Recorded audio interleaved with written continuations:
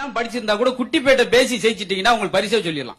எப்படி எப்படி புதுசா அனுபவிக்கிறாங்கன்றீங்க. அடே அப்பா கொண்டு கொலை அத்துப்புறாங்க.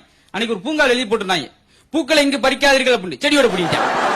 நீ பூக்களை தானே கொடுக்கூடா, நான் கூட செடியோட பிடிக்க போறேன். சைக்கிள் இங்க நிறுத்தாது போட்டிருந்தாங்க, குப்புற படுக்க போட்டு போயிட்டேன். நிறுத்தத்தான கூடாது, நான் படுக்க போறேன்னு சொல்லி. காந்தி நல்லவரா கெட்டவரா அப்படின்னா ஏண்டா கேக்குறா அப்படின்னு. நல்லவரா?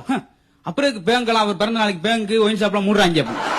என்ன கொள்ளையடிச்சுட்டா போயிருவாரு. எப்படி யோசிச்சாண்டு எனக்கு இது பயமா இருக்கு. இது போக அவங்க அப்பா பேசினா, எப்பா என்னப்பா நீ எல்லாரும் கல்யாணத்துக்கு கூட்டு போற, உன் கல்யாணத்துக்கு என்னைக்காச்சும் நீ கூட்டு போயிருக்கியா அப்படின்னா. அவர் கல்யாணத்துக்கு கூட்டு போனவே எப்படி வர முடியும்? ஒரே குழப்பம்.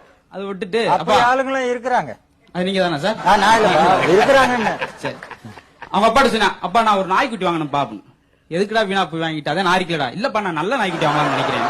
ஸ்கூல்ல தெரியாட்டி ஏதாச்சும் குழப்பி விட்டு போயிருவாங்க. தீபா ஒரு பொண்ணு எழுதி சொன்னார், தீபா கற்பம் எழுதிட்டான். அந்த பிள்ளைக்கு 13 வயசு, அந்த பிள்ளை கற்பம் அவன் பாட்டு போயிட்டான். தேவையாது எனக்கு.